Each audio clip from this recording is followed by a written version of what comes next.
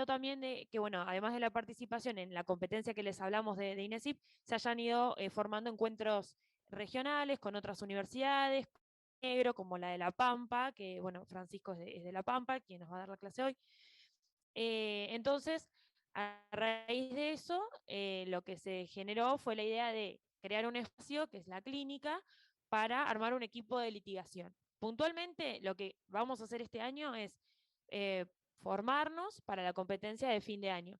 Todos estos casos que estamos usando son de competencias viejas y que se han utilizado para distintos manuales. La idea es que veamos una clase teórica y una clase práctica. Hoy, el tema que vamos a ver hoy va a estar acompañado la semana que viene, si no estoy perdida, no, el 15 de junio, creo que lo que dice el cronograma, vamos a hacer una clase práctica referida a eso. Y seguramente haremos otro equipo de trabajo, ¿sí? Yo lo que les explicaba a Nicolás era que también cada clase práctica la va a ir dando distintos profesores. Entonces, bueno, el otro día Leandro planteó esa actividad que fue hacer el simulacro y armar esos dos equipos. Pero nada obsta que venga otro profesor a dar otro tema y se le ocurra hacer otra actividad que capaz no implica hacer un grupo, ¿sí? Que puede ser individual. Después, sí, una vez que ya tengamos definidas las fechas de tanto del encuentro regional como de la competencia general, ahí se van a armar los equipos y se van a trabajar con los casos fijos y bueno, ahí ya va a haber más claridad. Pero ahora la idea es repasar los temas y tener las clases prácticas para justamente desarrollar las actividades de litigación, las herramientas de litigación. Bárbaro. Y otra pregunta. El profe que Leandro va a estar en la próxima clase de práctica, ¿no? Porque Sí, viste que dijo que después terminábamos. Joya. sí, Yo, más que sí, nada, sí, sí. para ver si nada, por el grupo y demás está re bueno y si era así como en grupo que se mantenía, también está bueno también porque era como que nos empezamos a conocer.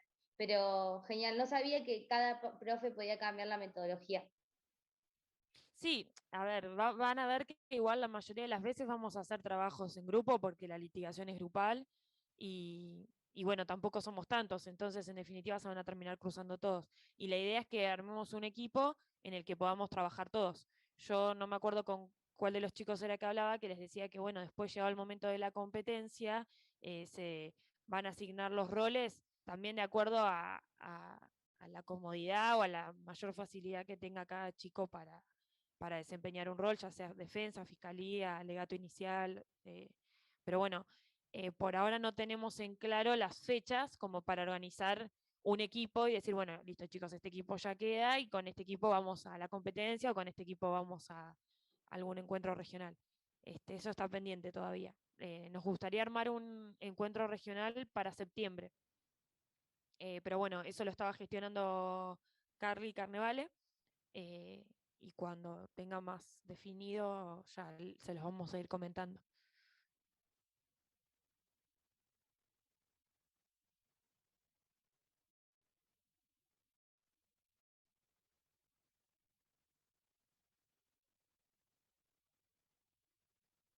Buenas. No sé quién está hablando, que tiene derecho UNS. Perdón que no, es la primera clase que me sumo. Eh, Sí, Mica, ¿sos Micaela vos? Pierolivo me llamo. Ah, Sí, bien. Te hago una pregunta, Mica. El año pasado nosotros hicimos lo que serían los simulacros internos. Con la UNS hicimos equipos entre nosotros y se hizo como una práctica previo al regional y previo a lo que hizo INESIP. ¿Este año se va a hacer? la idea sería que sí, porque eso ayuda a que ustedes practiquen y que lleguen a la competencia de INDIP ya como más cancheros con el tema Claro. de la litigación y cómo se desarrolla todo. ¿Y van a pedir alguna Pero bueno, materia en como les específico digo. para eso? ¿O no? Porque el año pasado por ahí se priorizó el hecho de no tener procesal penal, pero que se pueda participar igual por el tema de los que tenemos el taller de litigación oral. Claro, es que en realidad este año lo que hicimos fue priorizar la cursada de procesal penal porque justamente el año pasado las competencias habían sido re específicas en cuanto a este tipo de audiencias específicas que estamos viendo, como la que Claro. vimos la semana pasada, que era de medidas cautelares y estas de control de acusación. Entonces eso es necesario que tengas procesal penal. A ver, si te querés sentar a estudiar en tu casa, bárbaro, pero bueno, por eso priorizamos No, más no, eso. yo te Lo pregunto que, porque el año pasado me acuerdo que para INESIP priorizaron eso, pero yo ponele participé de la interna y de la regional sin tener procesal penal y bueno, anduve re bien, o sea, no tuve mayores inconvenientes. Por ahí si agarrás el código y demás te sirve muchísimo. Y ponele, este año yo estoy haciendo juicios por jurados y tampoco tengo procesal penal, pero por eso digo, por ahí está bueno que se priorice también el hecho de tener taller de litigación oral, que es por ahí lo más, lo que más ayuda al momento de la litigación. Por eso te pregunto, porque yo no hablé todavía con Carly, pero yo no acredité procesal penal para saber si voy a poder seguir participando o no. sí, sí, es que en realidad eso lo pusimos como un requisito, pero no es un requisito excluyente. Vos Bien, me estás contando tu experiencia personal y bueno, en su momento cuando yo competí tuve compañeras que fueron sin procesal penal a competencias nacionales, así que eso se evaluará también en la comodidad de cada uno de los chicos, dale. pero no son requisitos excluyentes. Sí recomiendo, y esta es una recomendación personal, el taller de litigación me parece eh, que es mejor. Si lo cursaron el año pasado, si lo están cursando, bueno, hay chicos que lo están cursando ahora este cuatrimestre, que de hecho están invitados, de hecho hay un par hoy, pero bueno, también a los que están cursando los invitamos que si quieren terminar el cuatrimestre y sumarse a la clínica, se pueden sumar. Me parece que por ahí eso es lo más importante. Pero les reitero, no hay un requisito excluyente. No es que, bueno, Bien. llegado el momento, si vos sos buena litigante y vemos que no tenés procesal penal, te decimos, bueno, no, Listo, listo, no participás. entiendo. No, no, no, no No, va a sí, pasar porque el eso. taller por ahí te da eso, directamente te plantea el caso y vos vas viendo progresivamente los exámenes y demás, y ya como que el taller te da la mayor herramienta que tenés como para ir después a competir contra otras personas. De hecho, creo que se prepara bastante bien, así que, bueno, si tienen la oportunidad de hacerlo, está bueno. Sí, yo creo que lo mejor es practicar, exponerse, practicar, hacer alegato, hacer contraexamen, examen directo una y otra vez y estudiar bien el caso que vaya a tocar en el momento. Bien, Pero les digo, no hay requisitos excluyentes, así que no se perfecto. preocupen, el que se Sí, yo suma estaba con esa ahora duda, no es digo, que bueno, por las dudas dentro de de... un mes le vamos a decir que no. Dale, listo, genial. ¿Cómo te va, Micaela? Yo tenía otra duda, si puede ser, si te la Sí, puedo plantear. decime Enzo. A mí me gustaría comentarte o preguntarte si se podría subir el material que vayamos a utilizar en las clases futuras con mayor antelación, cosa de poder tenerlo a mano con suficiente tiempo para poder analizarlo, leerlo bien y bueno, y aprovechar las clases de la mejor manera posible. Perfecto, sin el problema. Les recomiendo como lectura general para todo lo que es litigación, el manual de Leticia Lorenzo, que, corríjanme, pero debe estar en el Moodle. Si no Claro, está, hoy después de la clase yo lo subo. Ese claro, pero manual, si ya lo quieren empezar a leer, sí, decime. la pregunta va abocada justamente a esta clase en particular, que resulta que en el manual de Lorenzo no figura, o por lo menos no en específico, así que por eso, si no me equivoco, subiste el material 2 días antes, así que bueno, es justamente para esta ocasión en puntual, por lo sucedido, así que bueno. Pero después sí, ya el material, el manual este ya está subido, ya yo por lo menos ya lo tengo, así que yo Sí, te comunico la inquietud esta por si llega a pasar lo mismo que pasó por ahí con esta clase. bárbaro. No, el manual de Leticia tiene una parte al comienzo que habla de audiencias específicas. De hecho, creo que esa parte, ese fragmento fue el que subimos para cautelares. Ahora de esta audiencia de control de acusación subió material más específico, Claro, claro. pero el de Leticia no es para nada ni completo, y justamente se los recomiendo. Em, pero esto ya les digo, en realidad es como un material complementario. Si ustedes ya se quieren ir a empezar preparando de forma teórica, les recomiendo fijan nuestro cronograma, o sea, el manual empieza primero con las audiencias específicas y después empieza con el debate en general. Así que como lectura les recomiendo que esa va a estar bien. Las otras que vamos a ir subiendo por tema son más específicas. Pero Perfecto. no hay problema. Yo tomo en cuenta lo que me comentás y voy a ir subiendo más material. De hecho, hay muchos videos, eh, hay muchas clases que han dado otros profesores que también están muy buenas y hay videos justamente de litigación, de tipos de alegato, así que les prometo, bueno, esta semana poner al día el Moodle para que ya lo empiecen a leer, si están con tantas ganas. Dale, perfecto, Mica, muchísimas gracias. Mica, perdón, otra consulta. No, de nada. Como para que no se vaya el tema, haciendo mención a lo que Enzo dice, en este caso, esta medida, esta audiencia de control de acusación es una de las más largas, por lo que yo he averiguado y leído.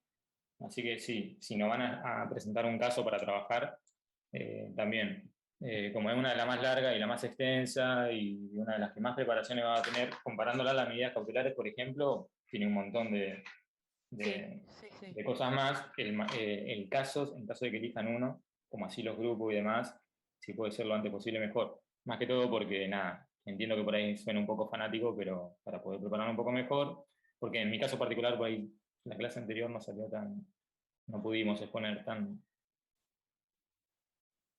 No, chicos, yo cuanto más fanatizados estén mejor, porque ese es el espíritu que se pretende llevar a la competencia, a cualquier no, por más que no sea competencia, un encuentro. Así que yo voy a hablar con Leandro, que es el que va a dar la próxima clase, y sí, en este caso, hoy perdón es que... miércoles. Y esta claro, semana en este les caso, subo el caso o ya les aclaro cuál va a ser la próxima actividad para que la puedan preparar con tiempo. sí, en este caso es porque la audiencia es una de las más largas y tediosas, creo. Es como que la más completa. Me explico, la Sí, presentación también bien lo que se dio con el tema anterior fue que tuvimos que cambiar las clases, eso fue todo medio desorganizado, nos agarraron 2 miércoles seguidos que fueron feriados perdón, el censo y el feriado anterior, entonces quedó todo muy seguido. Acá, les digo, la próxima clase es el 15 de junio, ¿no? ¿Estoy bien? ¿O es el miércoles Sí, que sí. viene? Sí, sí. El 15 de junio, perfecto. Por eso también, si se fijan, está la clase práctica y 15 días de anticipación, y cada 15 días la clase, también para que usted no sea tan tedioso con el tema de la cursada. Pero, Sí, en sí es con esta que es la más no, larga. tomando en Porque cuenta esto que me están diciendo, hoy termina la... Listo, genial, genial. Gracias, Mica. No, de nada. Mica, ¿y la actividad práctica de la próxima clase cómo sería? Porque yo bueno, ya tengo la primera clase que me pude unir porque la anterior tuve clase con asistencia, así que no sé bien cómo se manejaron. Sí, y como les decía, cada clase práctica la da distintos profesores, entonces cada profesor organiza la actividad. Yo hoy ya, por ejemplo, la próxima clase la da Leandro Conush. Yo hablo con Leandro, ya los chicos ya tienen el material, ya tuvieron la clase teórica, decime qué actividad vas a proponer y yo la pongo en el grupo de WhatsApp, que no sé si vos estás incluida, y en el Moodle. Sí. Ahí cuelgo lo que es el material, el caso práctico y la teoría. Igualmente está el grupo de WhatsApp y bueno, y también el Moodle. Me preguntan a mí, o bueno, en este caso a Leandro, yo les pasé el correo porque había un par de chicos que tenían dudas, así que... Pero no en es esta una semana, actividad práctica. Sí, sí, sí, es una actividad práctica, pero como te digo, no están preestablecidas. La va fijando cada profesor que da la clase. Claro, y ponerle la semana ¿Se entiende? siguiente todavía no se sabe cuál va a ser. Claro.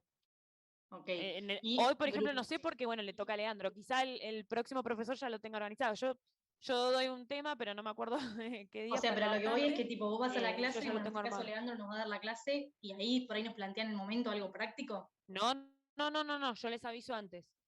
Ok. Lo que me planteaban los chicos ahora fue que la clase anterior, como hubo todo este cambio de fechas, tuvieron poco Sí. tiempo para prepararla. Así Para todo se exponerlo. intentó dar con anticipación. O sea, se les dio, creo que les avisé un sábado y era para el martes, una cosa así, o el jueves. Bueno, se terminó pasando el jueves.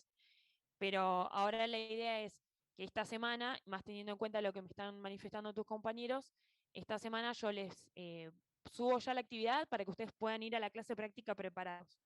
Y evacúan las Bien. dudas y se practica. O sea, la idea es eso, que nos ¿Y pongamos a litigar. la actividad tiene que ser grupal o tenemos que hacerla individual? ¿O cómo es eso? ¿O elegimos nosotros La el grupo clase todos? pasada fue grupal. Sí, por eso. Estoy segura que la clase siguiente va a ser grupal también. Ponemos los grupos al azar, porque bueno, ahora algunos ya los estoy conociendo, otros no. Al azar ponemos los nombres y nada, a ver, no me acuerdo qué grupo fue, una de las chicas me escribió, me dijo, che, no podemos contactar a los chicos, vos me pasás el contacto y bueno, se los pasé. Igualmente está el Bien. grupo de WhatsApp y ahí pueden encontrar a sus Sí, sí, te compañeros. preguntaba Creo que porque sé que había un grupo establecido para la clase anterior y digo, bueno, nada, o sea, tipo caer así como no, medio como ese, peludo regalo. No, ese ya, o sea, ya se terminó. Igualmente para la Bien. clase pasada, que hubo un par de chicos que fueron y que no participaron, yo lo que les decía era, si llegan a la clase y se quieren sumar al equipo de acusación, está bien, justo los chicos habían venido muy preparados, entonces por ahí entiendo Claro. pero no es un sistema rígido, chicos. La idea es que vayan, que practiquen, preferible que vayan a la clase y aprovechen el espacio, ¿sí? Bien. Pero bueno, para la actividad próxima vamos a armar grupos, después les aviso. Más adelante yo también es una cuestión de cómo se va desarrollando la clínica, si vemos que hay un grupo que funciona mejor o determinados chicos trabajando juntos, o sea, se va a respetar eso, se va a organizar, se puede Claro. plantear, no se preocupen. Sí, porque el año pasado se arrancó así directamente con el simulacro entre nosotros, entre la UNS, digamos, y nosotros elegíamos al compañero y después Sí. más o menos agrupaba si faltaba alguien y demás, pero era como que uno lo elegía. Sí, llegado el momento Después, vemos, si hacemos un simulacro interno y ustedes quieren elegirlo, lo planteamos, no hay problema. dale. Ahora es porque se está dando así, pero no, Claro, Bien, y bien. no hay problema con eso. perdón que interrumpa, también esto de que no sabemos con qué nos toca hasta la próxima clase está bueno porque es como que te obliga a conocer a tus compañeros cómo trabajan. Lo que nos pasó a nosotros, si querés te cuento, en esta clase, es que nos tocó fiscalía y bueno, y dividieron a unos chicos en la defensa. Entonces medio como que los últimos 2 días, 3 días, nos charlamos por un grupo para ver qué era lo que teníamos pensado y no decir cosas como distintas entre que por lo menos éramos una de las partes. Ujú. Pero surgió así y ahora ponele como la tenemos que volver a hacer porque, nada, para mí fue bastante frustrante. Eh, eh, ¿Cómo es? Por ahí vamos más preparados, por ahí nos podemos juntar y charlar. Nada, y también capaz que está bueno esto de, yo no sabía que había gente que quedaba afuera, entonces capaz que antes de la clase, un ratito antes, podríamos ir todos y charlar más o menos entre todos, no siendo una parte, sino medio como para poner, es difícil hablar y para por lo menos, no sé, practicar esto de la discusión, de los argumentos, qué sé yo. Bueno, tomando por ahí esto lo que me estás diciendo, si les parece, lo estoy decidiendo en el momento, yo después se lo transmito a Leandro, mantengamos los mismos grupos para la próxima clase, sumo a la gente que no estuvo en la clase, los distribuyo, así ustedes ya van preparados para la audiencia de medidas cautelares que van a repetir, y el mismo grupo ya puede trabajar, o sea, se juntan, practican para eso y pueden ir trabajando al mismo tiempo control de acusación. Lo que les voy a pedir es entonces que los chicos que no estén en ningún grupo, ni fiscalía ni defensa, me escriban a mí por correo, por el WhatsApp o Moodle, no hay problema, y los distribuyo. Pero mantenemos los mismos y agrego a los que no pudieron participar. Mica, de todas formas, por más que no estemos en fiscalía de defensa, porque yo te planteo esto, porque bueno, si vos vas a rearmar los grupos, yo la semana que viene rindo, así que podría ir a la clase, pero no sé si me puedo comprometer a estar en una de las partes. Así que, bueno, nada, por ahí voy a la clase, pero meramente para estar de oyente o ver cómo se va a estar manejando y sumarme a la próxima clase práctica. Te aviso por ahí porque, Perfecto. nada, No, viste, no hay para, problema, chicos. Por eso yo dije la vez pasada, dale. el que no se haya podido reunir o no tenga un grupo definido, no dejen de ir, porque No, aparte está bueno por ahí también tener la vez un tiempo pasada en serio. tardamos mucho en explicar. Creo que no había quedado muy clara la teoría, entonces Leandro se tomó mucho tiempo para explicar y no quedó tiempo para litigar.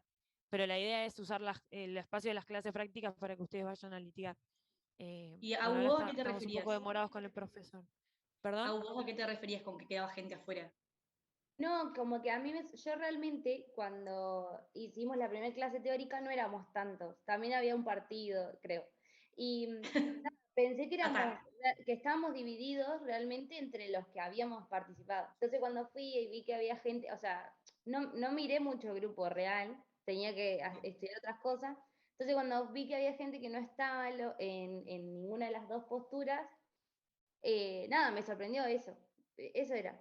Claro. Y después, o sea, me parece que está bueno, por lo menos que al principio trabajemos con esto, y sí, lo que menos pasó, creo que como grupo, es que a mí me pasó que el chico que nos dio la clase teórica anterior era muy copado y explicó un montón de funcionamiento del sistema judicial y demás, pero había muchas cosas que yo no había entendido ni leyendo el manual. Entonces por eso el profe se tomó el tiempo de hacerlo, de explicarlo. Y ahí es como que uno cuando entiende cómo va la audiencia se ordena hasta para estudiar. Entonces, para estudiar qué decir en cada parte. Entonces nada, fue como que estuvo muy bueno también.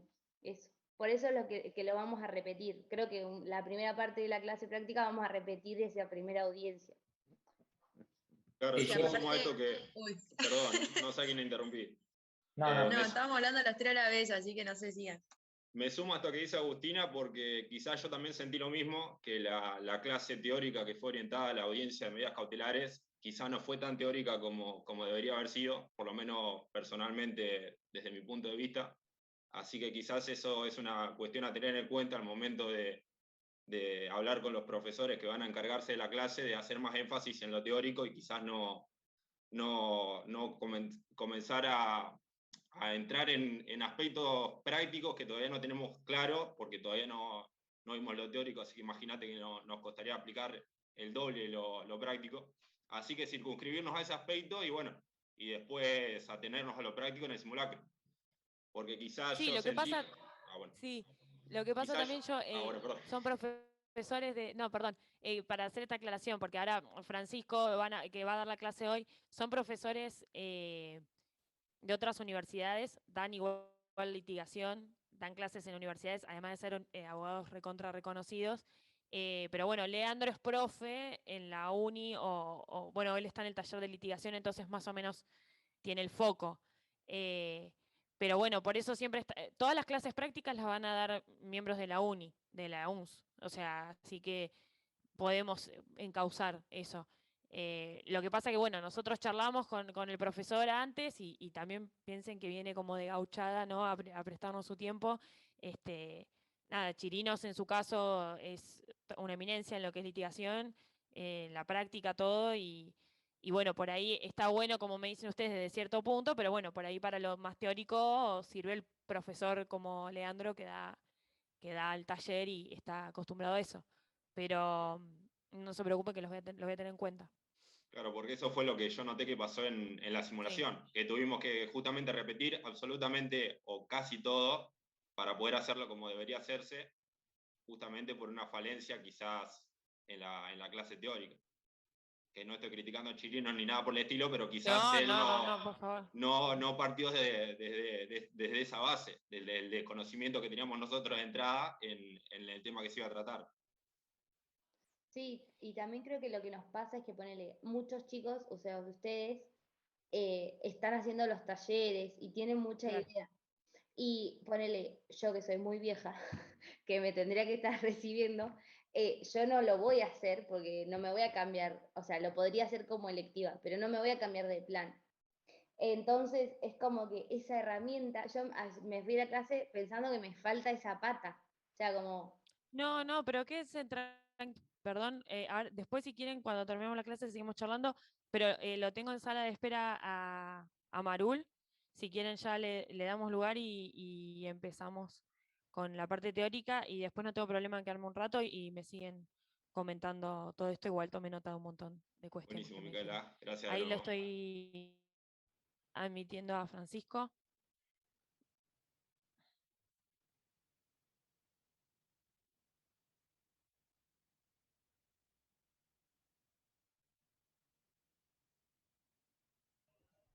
No sé.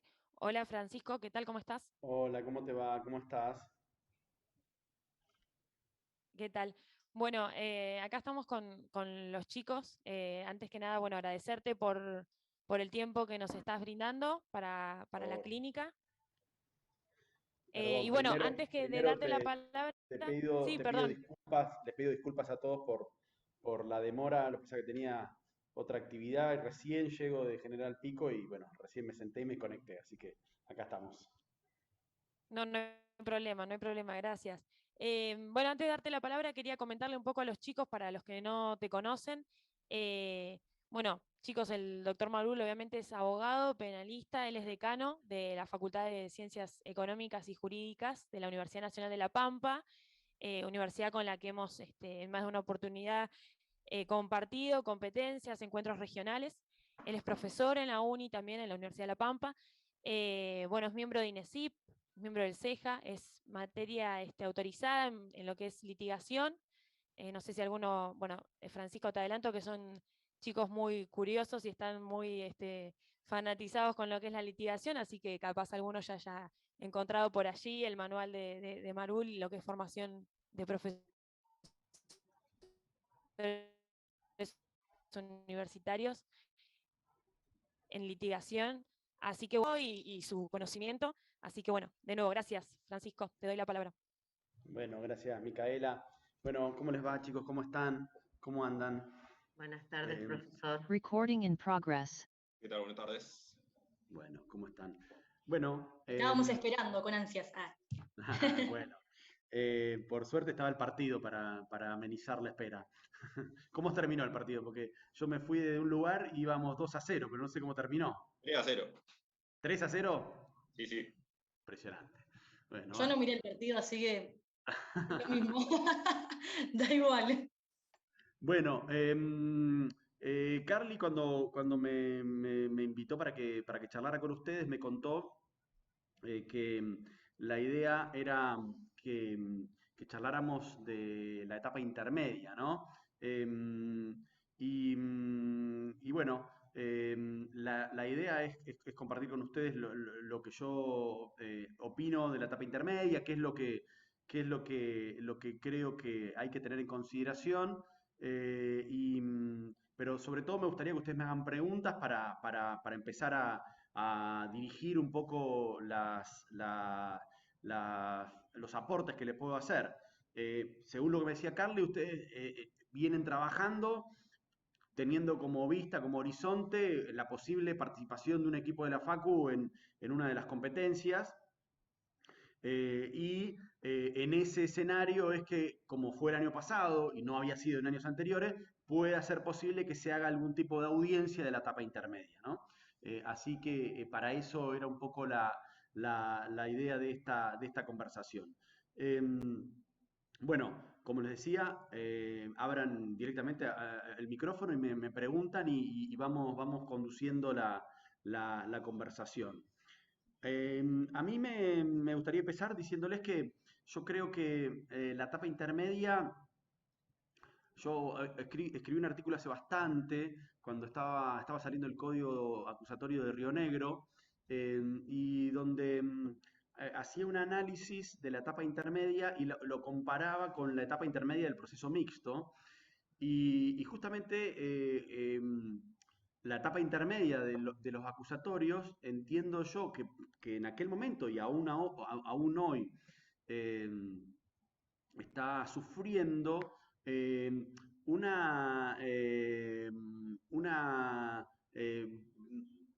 bajo nivel de análisis y bajo nivel de interpretación y por ende, como consecuencia de ello, eh, un mal nivel de litigio de la etapa intermedia. Digamos que las partes en el proceso subestiman la etapa intermedia y la etapa intermedia, como era la idea en el proceso mixto, un proceso como ustedes saben, con muchas carencias, dificultades, con problemas de definiciones políticas, pero aún ahí la etapa intermedia tenía un sentido que nunca se cumplió.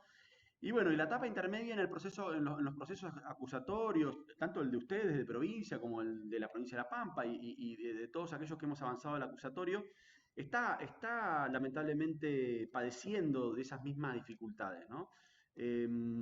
No le estamos dando la relevancia que la etapa tiene y por ende eso repercute claramente en la litigación de esa instancia. Entonces, estas audiencias de preparación de juicio o audiencias de etapa intermedia que debieran ser una instancia trascendente en el proceso, porque tendría que ser el punto en el cual apuntáramos todos los cañones a sanear el proceso, a pensar un juicio donde los puntos de discusión fueran claros, definidos, y el marco, porque claramente lo que hace la etapa intermedia es definir ese marco, ¿no? El marco en el cual se va a desarrollar el debate. no está siendo lo suficientemente considerada. Así que me parece que celebro que hablemos de esto, hay que hablar más de la etapa intermedia y hay que mejorar el funcionamiento de los sistemas en cuanto a esta etapa intermedia. Profesor, Sí. yo tengo una duda en torno a esto que está hablando. Quizás algo que noto es lo que pasa con la audiencia preliminar, que si no me equivoco es sucesiva o siguiente a esta audiencia de control de acusación.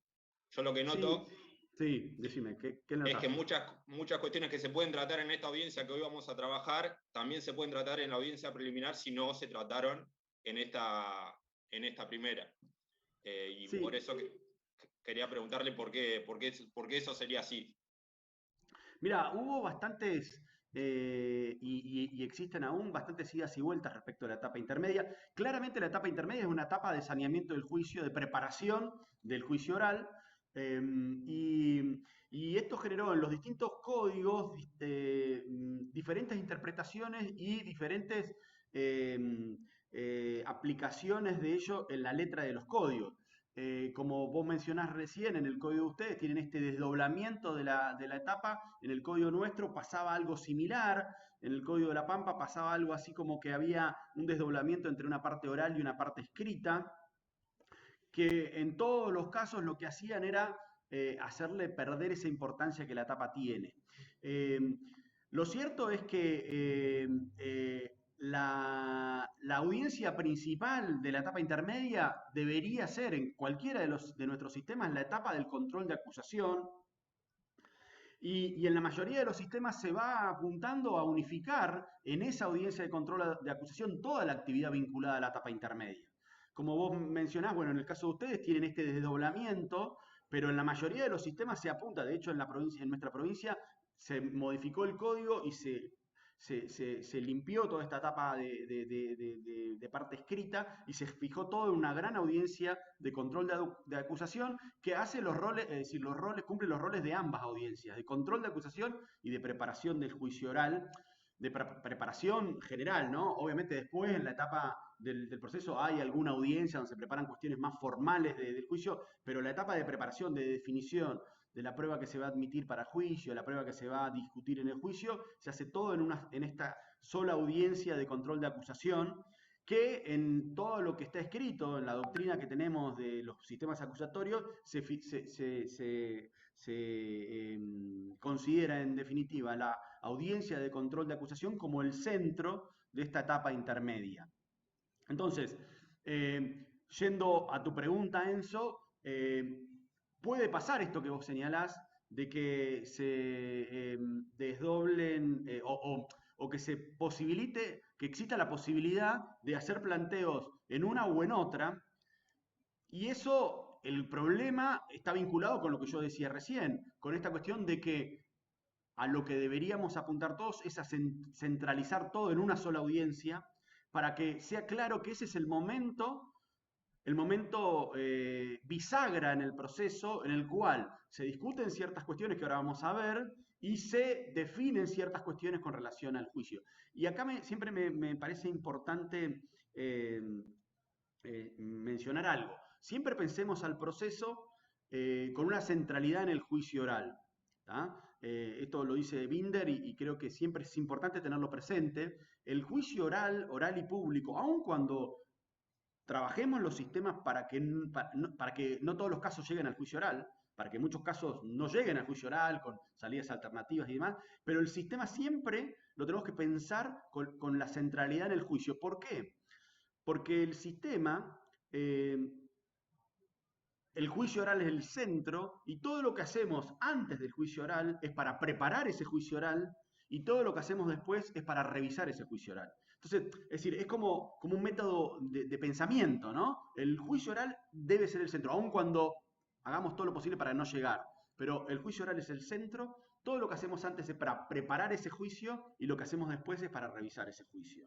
Entonces, en esta audiencia, que puede ser una o dos, pero lo ideal para evitar estos problemas que Enzo menciona debería ser que fuera una. Lo que hacemos es preparar ese juicio oral. Por eso es que algunos lo llaman audiencia de control de acusación, algunos otros sistemas lo llaman audiencia preparatoria. pero en definitiva el objetivo en todos los sistemas es el mismo. Y si ustedes están pensando y preparándose para una eventual participación en uno de los concursos nacionales, la audiencia que se va a realizar va a ser una audiencia de estas características, no va a tener este desdoblamiento que por ahí puede llegar a tener el sistema procesal que ustedes tienen en la provincia. Va a ser una gran audiencia donde se haga el control de la acusación y preparación del juicio oral. Allí, en esta audiencia de control de acusación, el rol del juez es sumamente relevante. Es sumamente relevante y es un rol bastante diverso al rol que en general coincidimos y le adjudicamos a los jueces en la audiencia de juicio oral. En la audiencia de juicio oral, el rol que pensamos para los jueces es un rol bastante pasivo. A ver, pasivo desde el litigio, ¿no? Muy importante en el control y en la verificación de la igualdad entre las partes, pero pasivo en el sentido de no intervenir en lo que tiene que ver con examen y contraexamen, tener un rol más esperando, como dice Binder, que la acusación pruebe, que traiga los elementos para probar el hecho imputado, que en esta instancia. En esta instancia el rol del juez es un rol bastante más activo, en donde es importante la organización de la audiencia, ¿no? La organización de la audiencia a los efectos de una ordenada discusión de todos los puntos y objetivos que la audiencia tiene. La discusión central va a girar en torno a la prueba, ¿no? Pero hay muchas decisiones que tienen que tomarse. Tienen que tomarse decisiones vinculadas a admisión o no de pruebas. Y otra decisión muy importante es a la apertura o no del juicio. Y entonces hay que ser ordenados y prolijos en cómo pensar esa audiencia y cómo articularla a los efectos de poder alcanzar todos esos objetivos, ¿no? Recordemos que esta audiencia la hacemos a continuación de la acusación. Ya existe una acusación definida, es decir, el Ministerio Público ha definido cuál va a ser el marco de este debate, el marco fáctico, es decir, cuáles son los hechos sobre los cuales se va a discutir, cuál es la calificación legal de esos hechos, y también ha puesto en conocimiento de la contraparte de cuáles son las evidencias a partir de las cuales pretende acreditar esos hechos en el juicio oral. En general, en todos los sistemas, de todos los procesos, está prevista esta audiencia con una instancia previa en donde se pone en conocimiento de la acusación de la contraparte. En general, antes del conocimiento de la contraparte se pone en conocimiento de la querella, si existe querella, a los efectos de definir y cerrar cuál va a ser esa acusación. Pero luego esto se pone en conocimiento de la contraparte para que tome conocimiento de la acusación y luego de eso se pone y se fija una fecha para la realización de esa audiencia en donde se van a discutir estas cuestiones vinculadas a la apertura o no del juicio oral y a la admisión o no de las pruebas que el fiscal pretende llevar y las que la defensa pretende llevar, ¿no?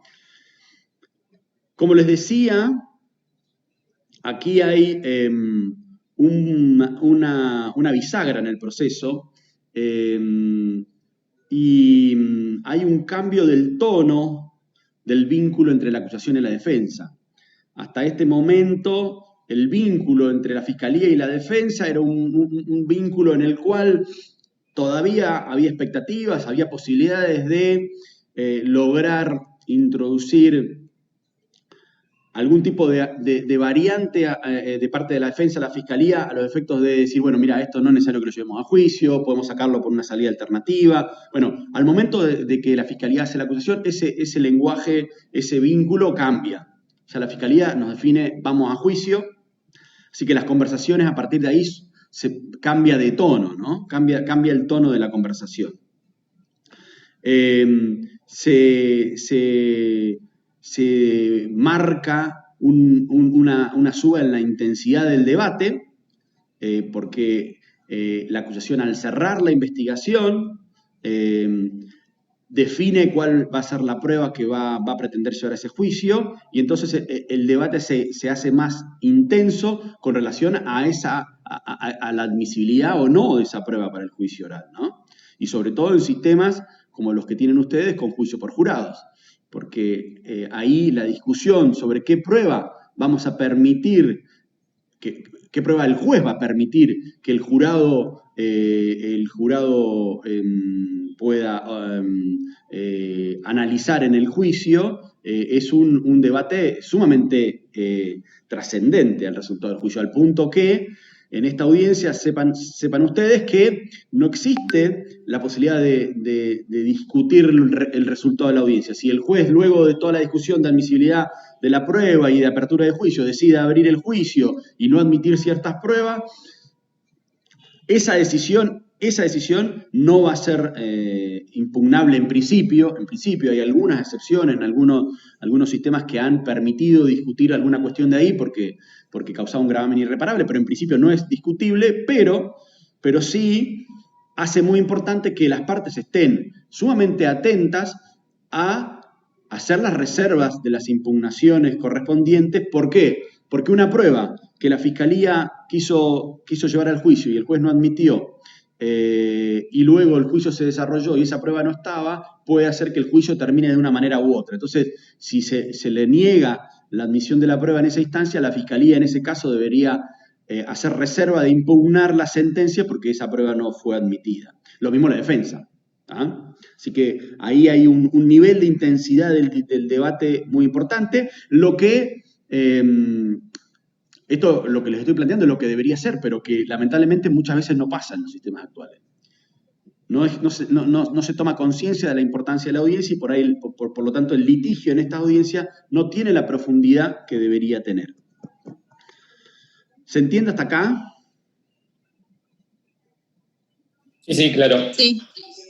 Bien. Otra cuestión que la verdad que me deja un poco con la duda es si esta audiencia también de alguna forma se va delimitando con diferentes etapas, como pasaba con la audiencia de medidas cautelares, al efecto de organizarnos de la mejor manera posible. Es decir, si se va tratando primero una cuestión, después otra y así sucesivamente, o si se puede tratar lo que fuese en cualquier momento. Muy buena pregunta, Enzo, y justamente yo quería hablarles de eso, porque a eso me refería cuando hablaba de la importancia de la organización. Mucho va a depender del juez o la jueza, ¿no? De la mecánica que la jueza o el juez, porque como les decía al principio, el rol del juez es sumamente relevante en el manejo de esta audiencia, pero nosotros venimos trabajando hace un tiempo en un formato que nos parece que es sumamente práctico a los efectos de hacer este análisis que vos decís, porque yo creo que si en esta audiencia no se es riguroso y prolijo en el análisis, se generan muchos problemas a los efectos de tomar todas las decisiones que hay que tomar. Entonces, ahora un poquito más adelante quiero hablar sobre eso, sobre esta organización de la que vos hablás. Yo creo que y les voy a hacer una propuesta de una organización posible que obviamente siempre, como les dije, va a depender de también la actitud del juez, pero en la medida que ustedes lo tengan claro y lo propongan en esos términos, siempre van a ayudar a condicionar al juez para que lo lleve en esos términos, ¿no? Porque acá, recuerden, y retomo un poquito para ir redondeando esta primera parte introductoria, lo que el objeto de esta audiencia, en esta instancia, es la evaluación de la relevancia del caso. Evaluar si el caso es relevante para que este caso llegue a juicio oral. Y eso requiere un análisis de cuál es la acusación que se presenta, cuál es la evidencia, pero al mismo tiempo requiere un análisis de que si esa evidencia que la Fiscalía pretende llevar al juicio va a ser admisible o no. Entonces, el análisis tiene que ser en paralelo. ¿Es admisible? ¿Es necesario que esta causa se ventile, se discuta en un juicio oral? Y al mismo tiempo, ¿esta evidencia va a ser admisible? Y en la medida que ese avance del litigio o de la discusión sobre la admisibilidad o no de la prueba, puede pasar que este primer tema vaya cayendo, porque puede ser que se abra juicio si contamos con estas 4 pruebas, pero si la empezamos a discutir y esta prueba no es admisible, esta otra tampoco es admisible, capaz que el peso de esa acusación es absolutamente distinto. Entonces hay que ser prolijos y ordenados para poder lograr esa discusión y lograr que la definición pondere ambas cosas de la manera que corresponde y debe ser ponderada. Entonces, como decía, no olvidemos, la audiencia de la etapa intermedia es una audiencia para analizar la relevancia del caso, para sanear el caso. ¿Qué quiere decir sanear el caso? Para limpiar aquello que es importante, aquello que no es importante. En definitiva, lo que debería salir después de esta audiencia, una definición clara de cuál es el objeto de debate, digamos, cuál es la controversia de este caso. Es decir, de la prueba que se habilite al juicio oral tendría que quedar absolutamente clara cuál es la controversia y aquellas controversias que sean menores o salir o acordarse como prueba en la que las partes están de acuerdo y por lo tanto se incorpora sin discutirse. Y hay otro punto acá que es sumamente importante, porque esto de la relevancia del caso debe ser analizado desde dos puntos de vista. Desde el punto de vista de la política criminal, el análisis que debe hacerse acá, y esto está en cabeza de juez o jueza, es esto de que siempre ustedes han escuchado de que el derecho penal es la última ratio, y dentro del derecho penal como última ratio, el juicio oral es la última ratio. Entonces, el análisis desde el punto de vista de la política criminal es, ¿este caso tiene que llegar al juicio oral sí o sí o puede salir por otro lado?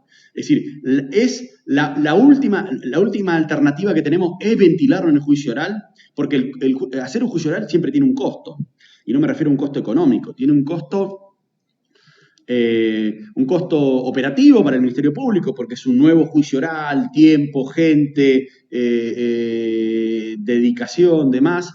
Tiene un altísimo costo de esa misma característica también para el imputado y para su defensa, pero también tiene un altísimo costo desde el punto de vista emocional, desde el punto de vista personal, de la historia personal de una persona que lleva a juicio oral.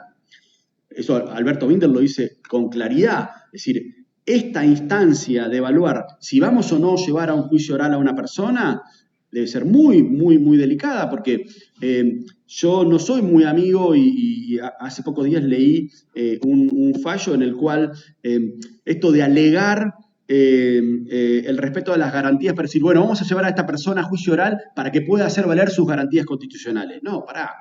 Yo prefiero que no me garantices tanto y no me lleves a juicio oral, porque es un costo muy alto desde el punto de vista personal que te lleven a un juicio oral. Preferible que la causa, obviamente, salga porque se desestime, porque salga por una salida alternativa. Participar de un juicio oral es un alto costo. Entonces, desde el punto de vista de la política criminal, el análisis es, ¿esto es necesario? ¿Es realmente necesario hacer este juicio? Bien, ese es un análisis. Y desde el punto de vista del sistema de garantías, el análisis es el siguiente. Existe, y esta es otra de las funciones que tiene el juez de control, existe en este caso razonabilidad y seriedad en esta acusación. ¿Tiene esta acusación una probabilidad de éxito? Y acá hay un análisis sumamente complejo e importante. ¿Por qué? Porque si en esta instancia, cuando esta audiencia se termina, ya se resolvió qué prueba va a ser admitida, qué prueba no va a ser admitida, y el juez tiene que decir, bueno, ¿esto va a juicio o no va a juicio? El análisis que tiene que hacer, el criterio con el que tiene que analizar ese caso es, ¿este caso tiene probabilidad de éxito? ¿Y qué quiere decir tener probabilidad de éxito? Bueno, todos sabemos, un caso, una teoría del caso tiene que tener una teoría jurídica, es decir, una tipificación, una conducta atribuida, es decir, llevamos a juicio este caso por homicidio, por estafa, por lo que fuera. Esa teoría jurídica tiene un montón de elementos que hay que lograr acreditar durante el desarrollo de ese juicio. Entonces tiene una teoría jurídica, tiene una teoría probatoria, y además de la teoría jurídica y la teoría probatoria, nosotros tenemos que lograr acreditar durante el desarrollo del juicio el marco fáctico. ¿Ah? El marco fáctico, los hechos. Entonces tenemos los hechos, la prueba y la ley. Y aquí la probabilidad de éxito va a estar dada en el análisis que haga el juez de que esa teoría jurídica, con esos elementos probatorios que el fiscal está identificando y definiendo, porque los que definen la acusación son los que va a usar y que los que se le autorizan a partir de esta audiencia, si con esa prueba, valorando que esa prueba rinda en su mayor rendimiento, es decir, rinda lo máximo posible, ¿qué quiere decir?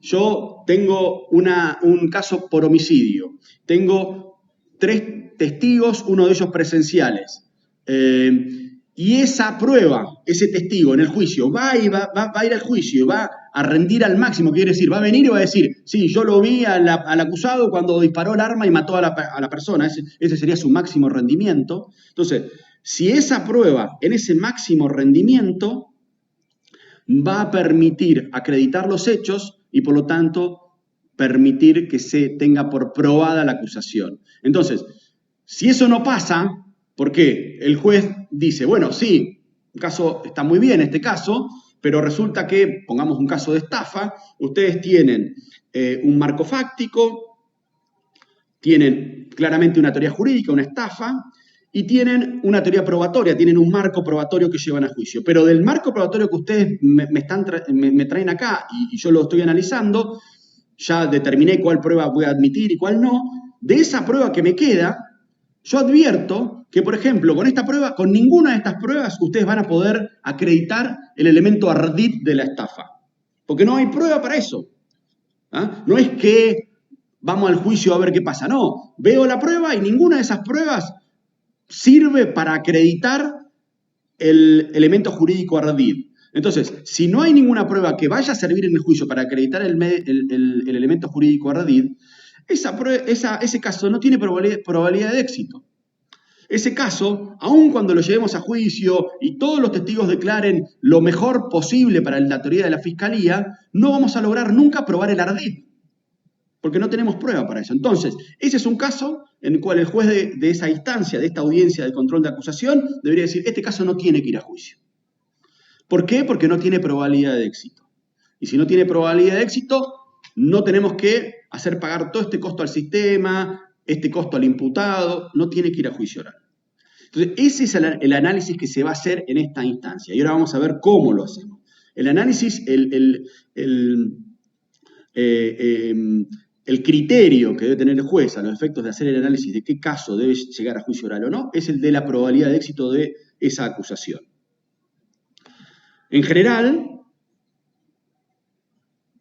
el criterio debe ser amplio, bastante amplio, para permitir que todas las acusaciones que tengan alguna prueba, que tenga alguna probabilidad de acreditar algo, lleguen a juicio oral. Pero si en esta instancia el juez determina que no hay probabilidad de éxito porque, por ejemplo, alguno de los elementos de la teoría jurídica no se va a poder acreditar, no debería permitir que esto llegue a juicio.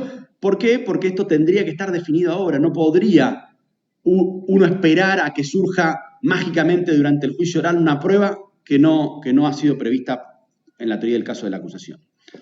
Así que ese es el objetivo que debe tener la audiencia de la etapa intermedia y la audiencia de control de acusación. Profesor, y volviendo un poco entonces al principio de lo que estaba hablando, si esta audiencia no tiene la relevancia que debería tener, supongo yo que en muchos casos llegan a juicio con muchas cuestiones que se podrían haber discutido en esta audiencia y desestimado, y se termina llevando adelante un proceso oral. Exactamente, Enzo. Exactamente eso es lo que ocurre. El problema de subestimar esta audiencia y esta etapa son los problemas que se advierten en el juicio. Y muchas veces esos problemas están vinculados, ¿saben con qué? Con absoluciones. Porque como bien decía Enzo, audiencias en las cuales, procesos en los cuales la etapa intermedia no fue lo suficientemente severa y rigurosa respecto de la admisibilidad o no de ese caso por la probabilidad de éxito, hace que llegue a juicio casos que terminen en absolución. Porque aparte, convengamos algo, y esto haciendo un análisis bien objetivo del proceso. En realidad, y acá no se asusten con lo que voy a decir, pero en realidad los casos que llegan a juicio, los porcentajes de condena deberían ser son muy altos. Y está bien que sean muy altos, porque en realidad esos casos el Ministerio Público los tiene que tener absolutamente claros, tiene que tener muy claro el hecho, muy claro la prueba y muy claro que puede acreditar todos esos elementos. La posibilidad, obviamente, yo soy defensor nato, toda mi vida he sido defensor. Las posibilidades que tenemos en el juicio son más acotadas, porque en realidad, si la fiscalía tiene alguna debilidad y no debería llevar el caso a juicio. Entonces, las posibilidades de que tenemos de lograr una solución no son muy altas. Y no está mal que eso así sea. Y muchas veces, entonces, cuando termina habiendo soluciones en los juicios, es por problemas en esta audiencia. En esta audiencia donde no se fue lo suficientemente riguroso para ver qué caso debía admitirse o no debía admitirse para juicio oral. Pero bueno, vamos a lo que planteabas vos, Enzo, hoy, respecto de cómo pensar la organización de la producción de la audiencia en general, ¿no? Como decíamos, el duelo principal en la audiencia es sobre la prueba, ¿no? El de la admisibilidad de la prueba. Para eso, nosotros proponemos, cuando hablo de nosotros, hablo de nosotros en nuestra cátedra y un grupo de gente que comparte esta mirada, que la audiencia debe abordarse con una discusión escalonada, ¿tá? Y esa discusión escalonada, estoy hablando de la admisión de la prueba, admisibilidad de la prueba, debe considerar, en primer término, empezar la audiencia con la discusión de la admisión de la prueba. ¿Ah? Dejar para el final la discusión respecto de la apertura o no de juicio. ¿Por qué? Porque la apertura o no de juicio mucho va a tener que ver con el resultado de esta primera discusión, de qué prueba admitimos y qué prueba no. Entonces, empezar de esta manera, con una discusión escalonada que primero plantee la legalidad de la prueba. Y perdón, hago una aclaración. Estamos hablando de discusión escalonada, obviamente empezando por la discusión, por la prueba de la acusación, ¿no es cierto? Primero empezamos a hablar de la prueba de la acusación. Entonces, lo primero que el juez debería poner en discusión es, vamos a hablar de la legalidad de esta prueba, ¿no? Esta prueba ¿es legal? ¿No es legal? ¿Es admisible por ilegal o no? Acá es donde vienen las discusiones sobre las exclusiones probatorias. ¿Ah? Es decir, las discusiones sobre si esta prueba la podemos llevar y ventilar en el juicio oral o no. Y, por ejemplo, la defensa plantea, no, esta prueba no se puede llegar a juicio oral porque fue incorporada al proceso o fue adquirida en violación de una garantía constitucional. Por ejemplo, se secuestró esta prueba sin orden de allanamiento, por ejemplo, ¿no? Entonces, lo primero que se va a discutir es si la legalidad, ¿es legal o no es legal la prueba?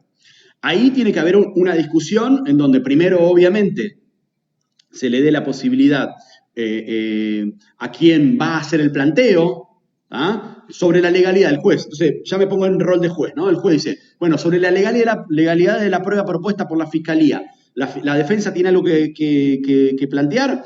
Bueno, pongámosle que sí. Sí, planteamos la exclusión probatoria de el arma supuestamente homicida por no haberse secuestrado con orden judicial.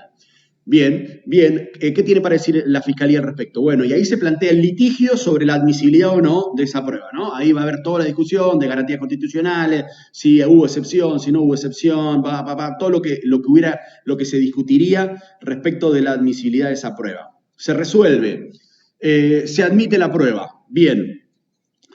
Respecto de la pertinencia de la prueba ofrecida por la Fiscalía, ¿qué tiene algo para decir la defensa? Bueno, sí, entendemos que el testimonio del testigo tal no es pertinente porque no hace a la discusión sobre el fondo de la cuestión. Bien, ¿qué tiene para decir la Fiscalía? nosotros consideramos que es pertinente porque hace a la credibilidad del testigo, se litiga la admisión o no de esa prueba, se resuelve. Se admite la prueba, pongámosle que se admite esa prueba, ¿no? Se admite, bueno, esa prueba se admite. Luego, el tercer escalón, yo después le paso unas diapositivas con esto, así que no se gasten mucho en escribirlo para no perder el hilo. Con esto de la legalidad, pertinencia. El tercer escalón es la necesidad. Entonces, primero la legalidad, segundo la pertinencia y tercero la necesidad. Entonces, terminamos la pertinencia de todas las pruebas, ¿no? De todas las pruebas que la misma discusión, el mismo litigio respecto a todas las pruebas que proponga la Fiscalía. Pasamos a la necesidad. Bueno, ¿hay algún planteo por parte de la defensa respecto a la necesidad de la producción de alguna de estas pruebas en el juicio oral? Si no es sobreabundante, la necesidad es si es necesaria o sobreabundante la prueba, ¿no? Por ejemplo, si nosotros consideramos que el oficial de policía fulano es sobreabundante porque ya van a venir 2 policías a hablar sobre la misma cuestión, que pretenda la Fiscalía también atraer al policía tal, ya es sobreabundante, es por lo tanto innecesario, bueno, habla la Fiscalía, litigan la cuestión, el juez resuelve, ¿se admite o no se admite? Ahí ya terminamos la discusión escalonada de la prueba de la Fiscalía. Luego, hacemos el mismo trabajo con la discusión de la prueba de la defensa.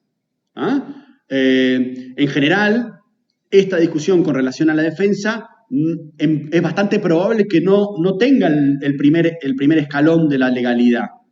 Es bastante probable, porque en general ese es un problema que se encuentra más en la prueba que pretende llevar la Fiscalía que la que pretende llevar la defensa. Pero puede pasar que la defensa pretenda utilizar una prueba que desde el punto de vista legal no sería admisible. Pero bueno, el escalonamiento es el mismo, entonces el juez ahí va a interpelar a la Fiscalía, es decir, ¿hay algún problema por parte de la Fiscalía respecto de la prueba ofrecida por la defensa respecto de su legalidad? Bien, si lo hay, se litiga, se discute, el juez resuelve.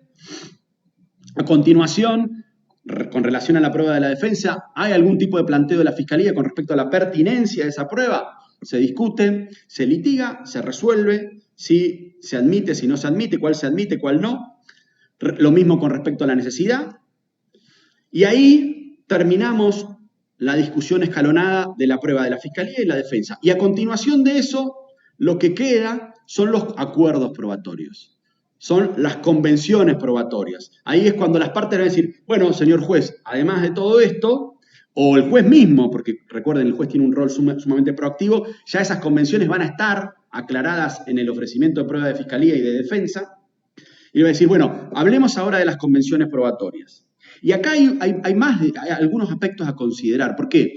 Porque como consecuencia de este debate respecto de la admisión de la prueba en estos distintos escalones, puede cambiar el escenario. Entonces, algunas convenciones probatorias que teníamos acordadas, por ahí pueden ya no ser tales, es decir, por ahí ya no estamos tan de acuerdo que haya una convención y necesitamos que esa prueba se produzca, porque cambió el escenario, porque no me admitieron cierta prueba, entonces necesito que esto que era una convención se ventile en el juicio. Pero bueno, ahí al final es cuando el juez pone a consideración de las partes esas convenciones y se termina formalizando el acuerdo de la convención probatoria. Y entonces diciendo, se conviene entre las partes que estos puntos, estos hechos, porque acá hay un punto importante, las convenciones probatorias es la convención respecto de hechos, que se van a tener probado ciertos hechos. Entonces, que el acusado es mayor de edad, se va a tener por acreditado. Entonces no vamos a tener que hacer venir al empleado del registro civil para que nos cuente del certificado de nacimiento, que el fallecimiento de la víctima se produjo, no sé, por X razón. Bueno, no, ese hecho se acuerda y se tiene por probado y no va a ser necesario traer al perito médico, que depende el debate, ¿no? Depende de la cuestión que debe acreditarse. Pero ahí, en último término, entonces, se terminan de fijar y definir las convenciones probatorias.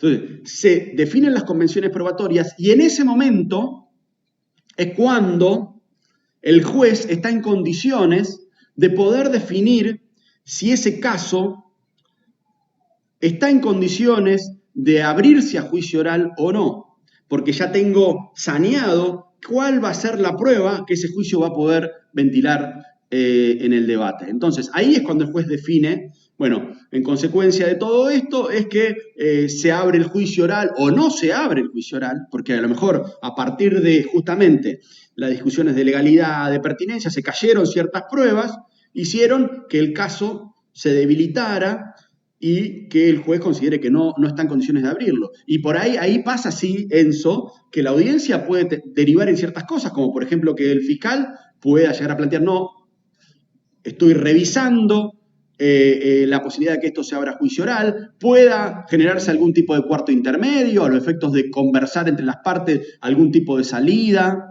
porque también hasta esta altura recuerden que las salidas alternativas son posibles. Entonces, puede pasar que ante la variación del escenario de la acusación se puedan abrir discusiones que se habrían cerrado sobre juicios abreviados, sobre suspensión de juicio a prueba, conciliaciones, bueno, lo que fuera. Y ahí entonces, en definitiva, la decisión que toma el juez es la de abrir el juicio oral para que se ventile este caso en un juicio oral y público con esta prueba que acaba de admitir y se va a fijar. Se va a admitir este testimonio, esta pericia, la prueba tanto de la fiscalía como de la defensa. ¿Se entiende un poco la dinámica? ¿Ah? Después le paso, es una diapositiva sola, ahí tienen todo. ¿Ah? Es decir, cómo sería el escalonamiento. A ver, aclaro algo para que se entienda. Para que esto sea posible, esta audiencia, ¿cómo debe empezar? Con una apuesta por parte de las partes de cuál es la teoría del caso de cada una de ellas. ¿Ah? Es decir, no teoría del caso como ustedes la conocen y la arman con un cuadrito. No, pero ¿cuál es el caso? A ver, ¿cuál caso tenés? A ver, entonces la fiscalía, bueno, señores, se abre la audiencia de control de acusación, tiene la palabra la fiscalía, bueno, ahí la fiscalía pone en conocimiento del juez cuál es el caso que tiene, que pretende llevar a juicio, cuál es el hecho, la calificación, las evidencias con las que cuenta, y la fiscalía también tiene la posibilidad, recuerden siempre que la defensa no tiene la obligación, pero tiene la posibilidad que en este caso se hace más patente, que es importante que la defensa la ponga en conocimiento del juez, a los efectos que el juez cuente con elementos para dirimir todas las cuestiones que vienen a continuación. Porque en la medida que no conozca cuál va a ser la teoría del caso de la defensa, le va a ser muy difícil poder discernir cuál va a ser la legalidad, la pertinencia y la necesidad de la prueba que pretende llevar a juicio. De hecho, pasa muchas veces que, y a veces esto es la falta de litigio que existe en esta audiencia, en esta instancia, que la parte dice, bueno, voy a llevar al testigo 1, 2 y 3, y no dicen para qué. Y el no decir para qué hace absolutamente imposible que discutamos si es admisible o no es admisible, porque no podemos determinar si es pertinente o no es pertinente. Entonces, en la defensa puede pasar que el juez lo combine, lo obligue a blanquear para qué pretende llevar cierta prueba. Puede decir, sí, bueno, va a declarar fulano de tal. Bueno, ¿con qué objeto va a declarar? ¿Qué es lo que va a decir? No es necesario aquí que explique el testimonio en su máxima expresión, pero sí el objetivo. Bueno, porque es testigo presencial y va a poder explicar lo que observó en aquella oportunidad. Entonces eso le permite a la contraparte y al juez de discernir si es admisible o no es admisible la prueba. Claro, pero profesor, no se está discutiendo incluso actualmente si no forma parte del derecho de defensa, justamente de la defensa del imputado, guardarse su estrategia o su teoría del caso para más adelante y no manifestarla, como no pasa con la fiscalía que tiene la obligación de presentarla inmediatamente. Sí, totalmente. Eso es así, es totalmente así, pero digamos, como ustedes lo saben perfectamente, la carga de la prueba es la fiscalía. Acá se ve absolutamente con claridad ese principio del derecho procesal, ¿no? La carga de la acusación es de la fiscalía y el derecho a contar con una acusación clara es un derecho del imputado. Pero también ahí en ese punto, y ahí es donde va a venir, va a haber una cosa más finita, una sintonía más fina, donde el juez en algún momento le puede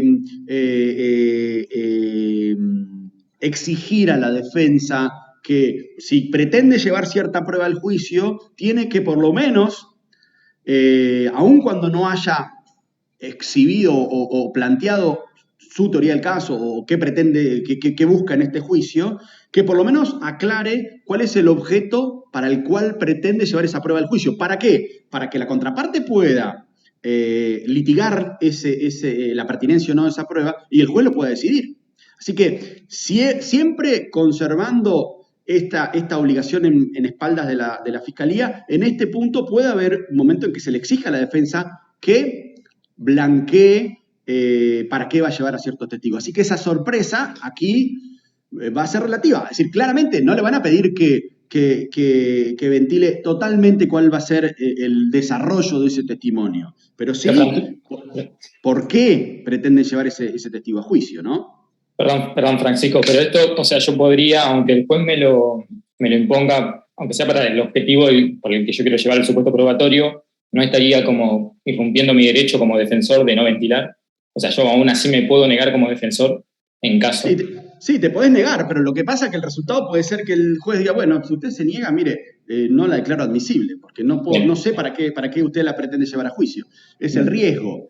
No tiene es una discusión muy de laboratorio, no ocurre esto. Es decir, el defensor, porque por otra parte también seamos realistas, nosotros como defensores podemos tener una teoría del caso en la cual pretendemos guardar ciertas sorpresas, pero a esta altura del proceso ya es relativo. Y aparte la sorpresa probablemente sea algún aspecto del testimonio, pero no el objeto por el cual yo voy a llevar a declarar a una persona, por lo cual no parece razonable que un defensor por ahí se niegue a decir para qué pretende llevar ese testimonio, esa prueba a juicio, ¿no?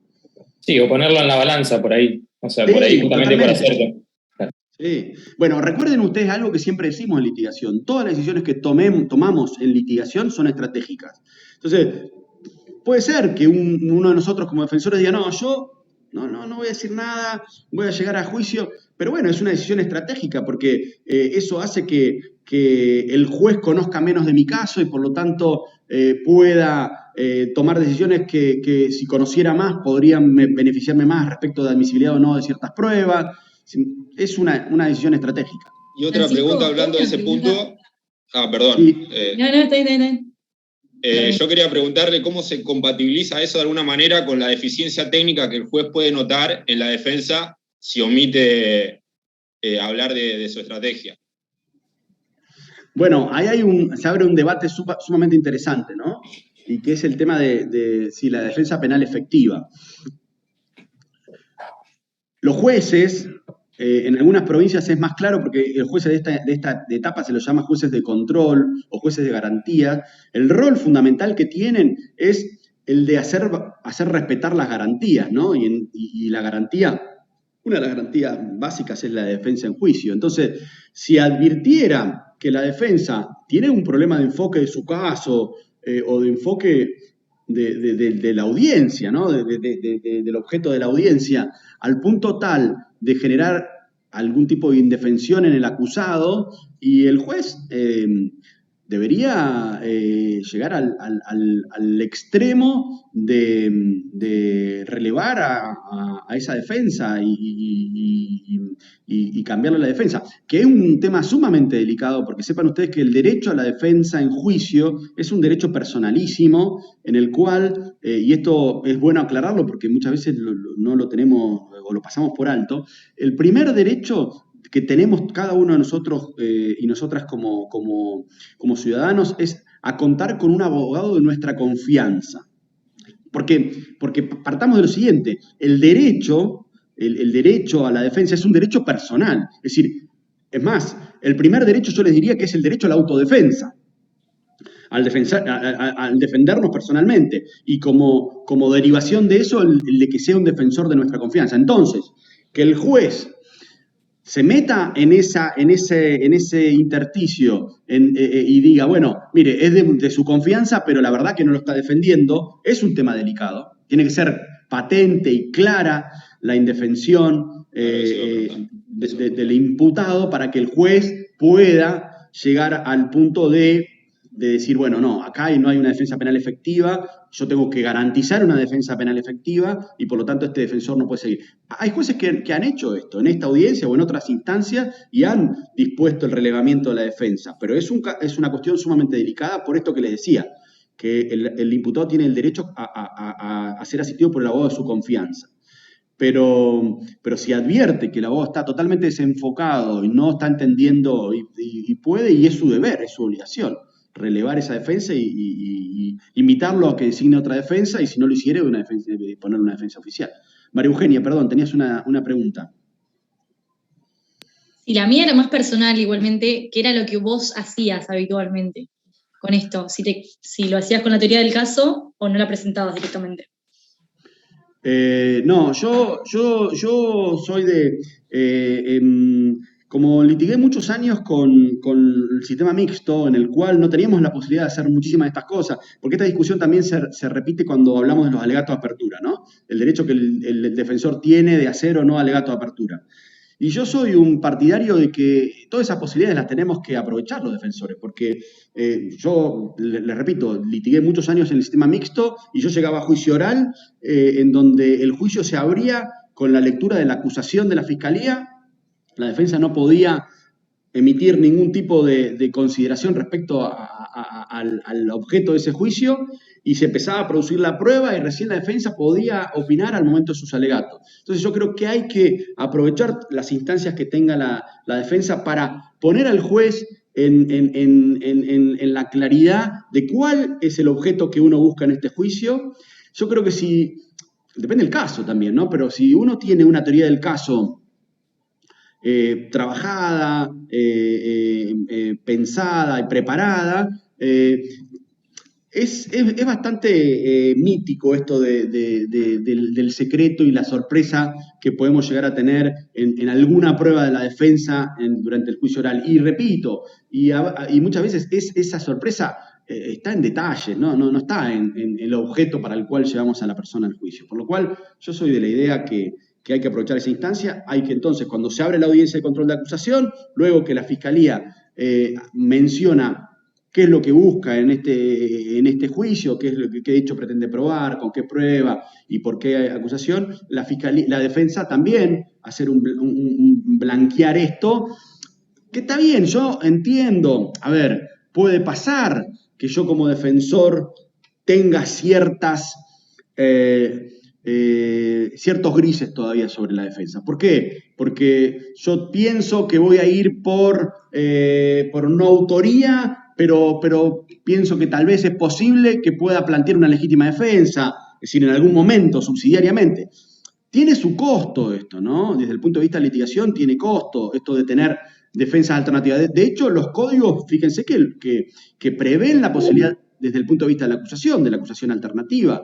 Pero si ustedes se fijan, en la práctica de los sistemas acusatorios, esa práctica no ha prosperado. Es decir, ¿por qué? Porque tiene un costo muy alto que yo vaya con una acusación y otra acusación alternativa. Y la defensa pasa algo parecido también.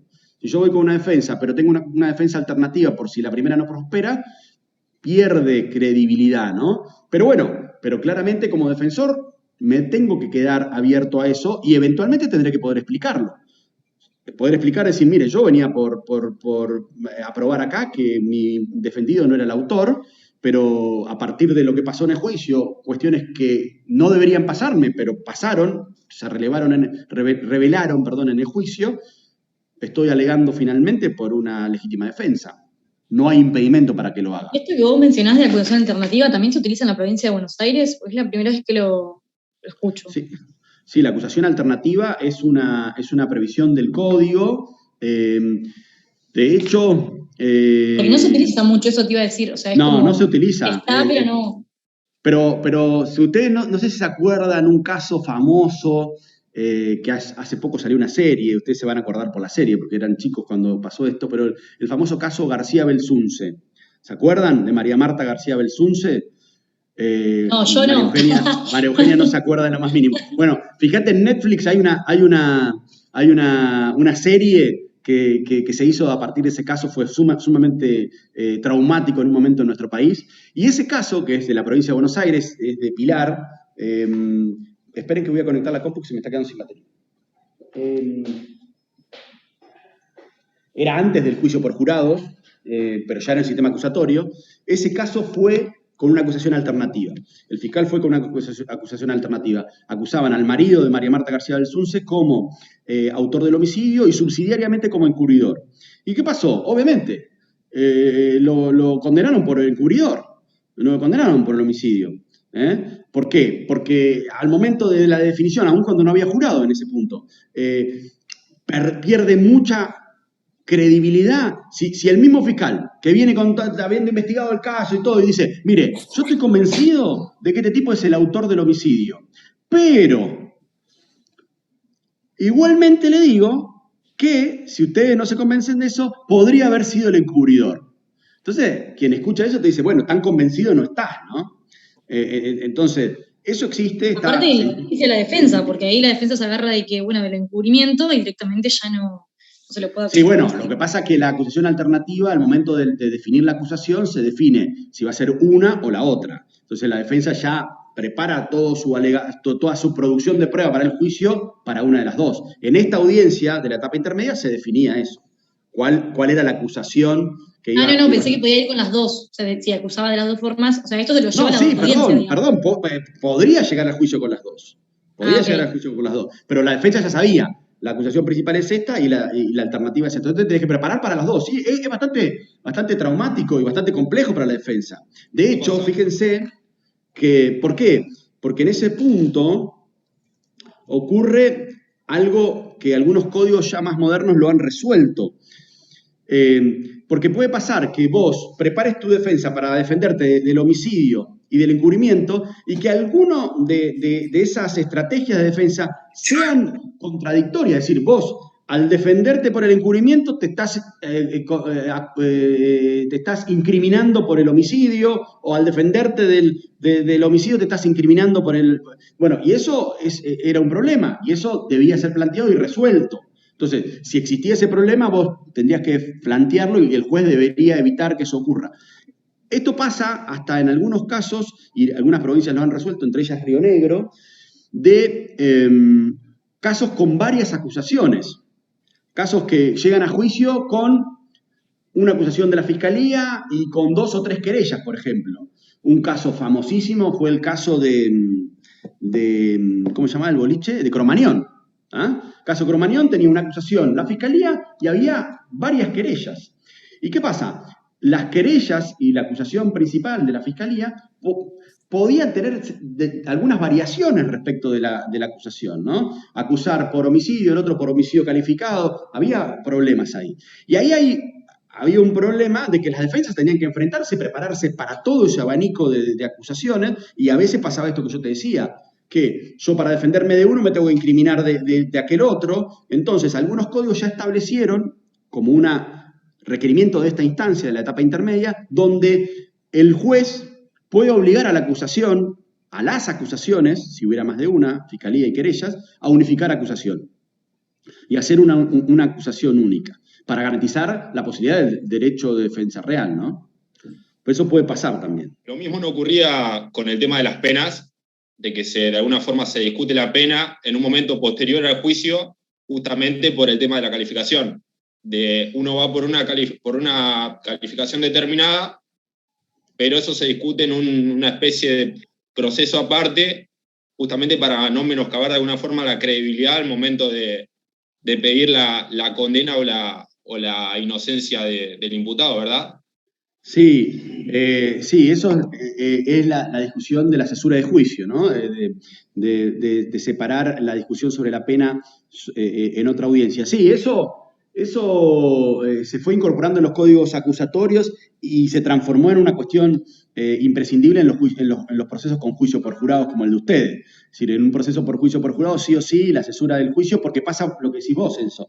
Pasa que, sobre todo cuando tenés un jurado, es muy difícil poder separar la discusión del fondo, digamos, de la materialidad, como se dice, de la materialidad de la existencia del hecho y la discusión sobre la cantidad de pena necesaria en caso de que haya condena, ¿no?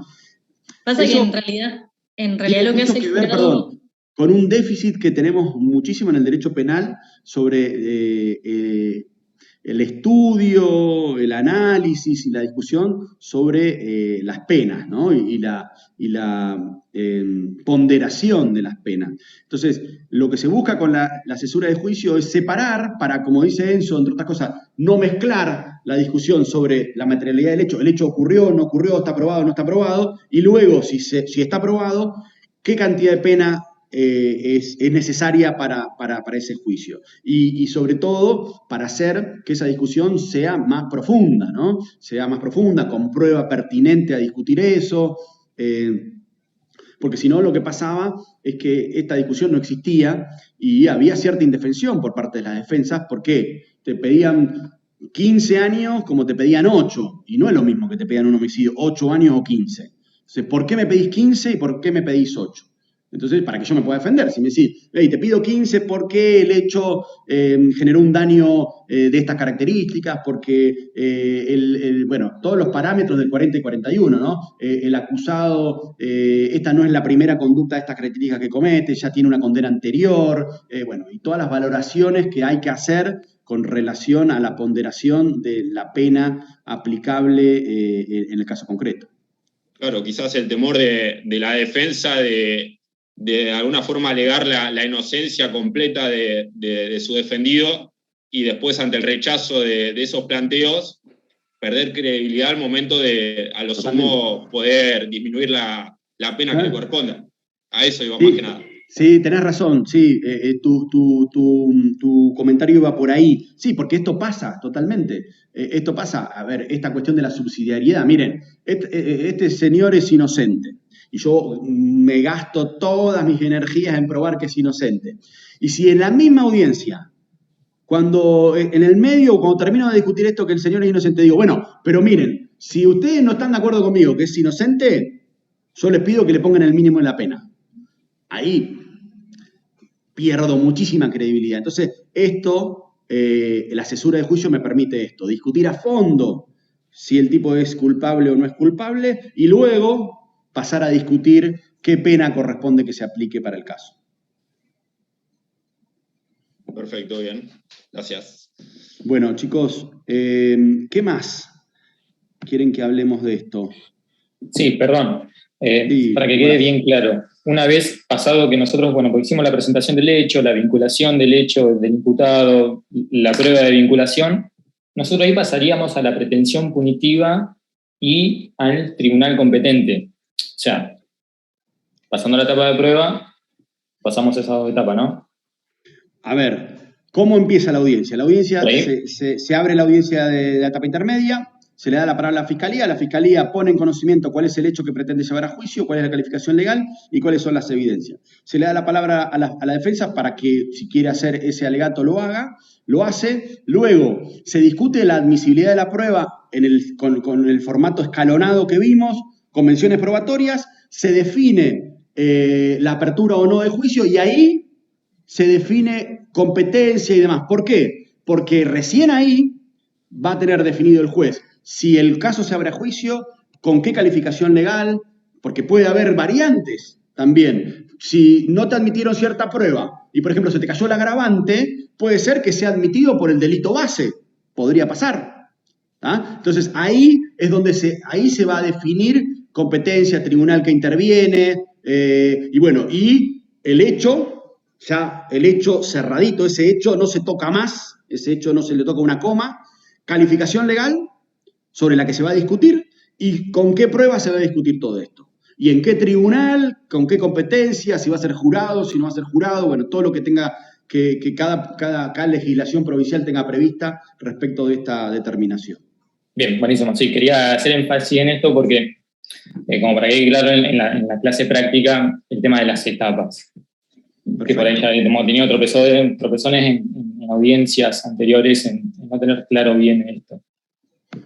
Miren, esta es una propuesta que nosotros hacemos de este escalonamiento de la discusión. Repito, es bueno que ustedes puedan imponerle esto al juez, que el juez entienda.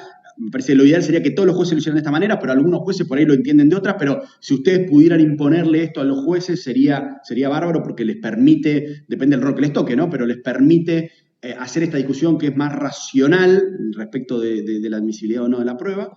Y bueno, yo les voy a mandar después con las chicas un par de diapositivas donde está esta descripción escalonada con una descripción o explicación un poquito más detallada de cuáles son los motivos que se pueden discutir en legalidad, regla de exclusión, bueno, cómo se discute, por ejemplo, la legalidad se resuelven inmediatamente, ahí se excluye, no se excluye, se revisa ahí, en ese momento, la suficiencia que esa acusación sigue teniendo, ¿no? Porque si yo excluyo una prueba que es clave para el juicio y por ahí la fiscalía dice, no, mire, si yo no puedo llevar esa prueba, es más, el juez ya se lo va tan anticipando, ese es el rol proactivo. Mire, si usted no tiene esta prueba, yo este juicio no lo voy a abrir.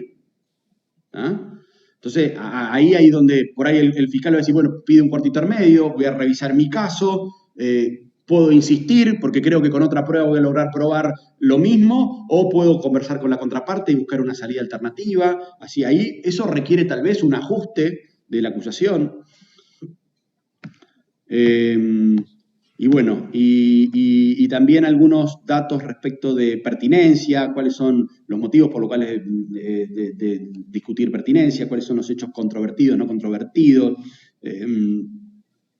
la importancia que ya les mencioné de conocer la teoría del caso de las partes al inicio, y las falencias de esta audiencia provoca lo que, una de las cosas que Enzo mencionaba hace un rato, son los problemas del juicio. Entre ellos la desmesura por ahí del juicio. Juicios que ustedes van a ver un juicio y se tienen, sí, no, van a declarar 42 testigos. ¿Cómo van a declarar 42 testigos? Es decir, ¿por qué? Ahí claramente hubo un problema probablemente de discusión profunda, litigación profunda de la pertinencia de esa prueba y necesidad de esa prueba. ¿Ah? Eso está pasando en nuestros sistemas acusatorios. No le estamos dando la importancia que esta audiencia tiene que tener. Por eso INESIP hace un tiempo puso en el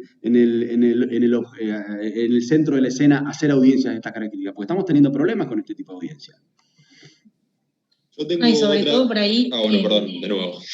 No, con lo que decías vos, Enzo, de la cesura, que lo que pasó hace poco en el caso Cayumir, por ahí lo escucharon acá en Bahía Blanca, que se lo imputó por lesiones graves, es que cuando vos tenés un jurado, como no saben de derecho, vos tenés que tener las pruebas lo mayormente claras, y en este caso, ponele, se contradecían los testigos, la prueba de la fiscalía como que estaba media difusa, y se llegó al caso como un tema de femicidio, digamos, y como en la cesura lo que hace el juez por ahí es darle la pena nomás, es como que al no tener claras las pruebas, el jurado terminó diciendo, bueno, le damos lesiones graves, pero no se llegó a probar bien el tema del femicidio porque de parte de la fiscalía hubo como unas preguntas bastante confusas, y ya le digo, los testigos como que se contradecían, no se entendía bien lo que querían decir. Entonces, por ahí cuando tenés al jurado es mucho más complicado porque tenés que explicarle todo de cero y tratar de que ellos se den cuenta de la culpabilidad, digamos.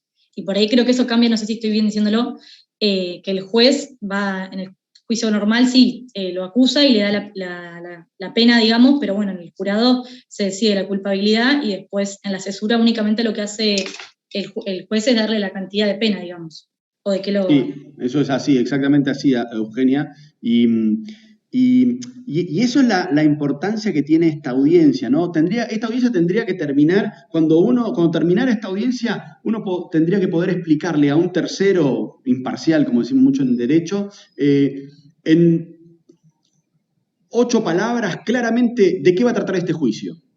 ¿Cuáles son los puntos, cuál es el punto controvertido de este juicio? y no tendría que ser demasiado extensa esta explicación. Eso habla de una buena audiencia, un buen saneamiento y una buena fijación de los puntos de controversia. Aún en los casos más complejos. En los casos más complejos, las controversias tienen que estar claras. Si uno llega al juicio con que no está clara cuál es la controversia, bueno, eso son problemas de teoría del caso. Las teorías del caso tienen que estar claras y esta audiencia, el juez, tiene un rol sumamente importante para ayudar a las partes a sanear esto y dejar bien claro, bueno, ¿qué es lo que buscan ustedes? ¿Qué es lo que buscan ustedes? Acá está la controversia. Bueno, esto es lo que se va a discutir en el juicio.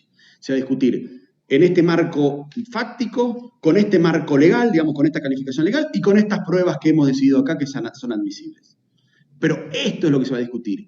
Y no 300 millones de cosas. Esto, 1, 2, 3 cosas, nada más.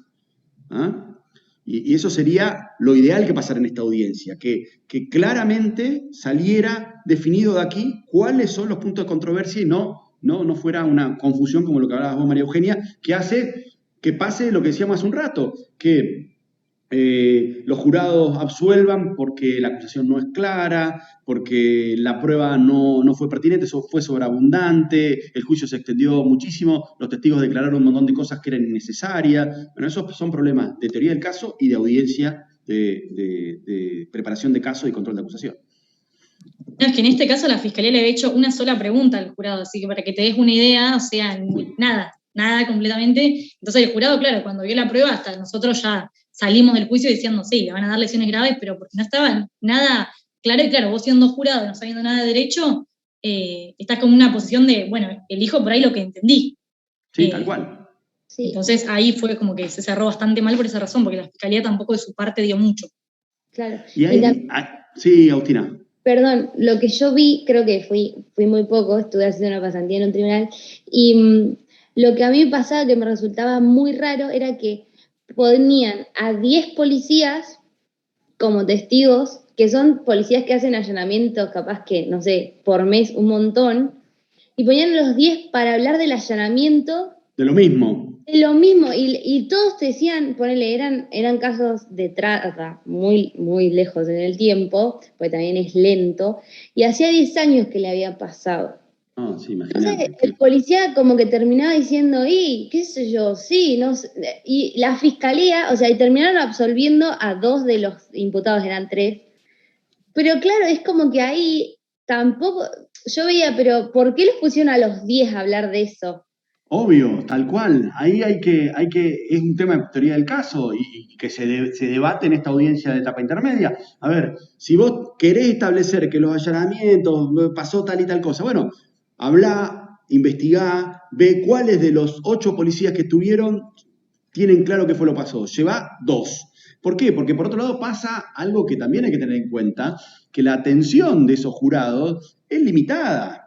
Entonces, una vez nosotros traemos acá a la facultad a participar de los juicios que hacemos en el taller de litigación a un juez.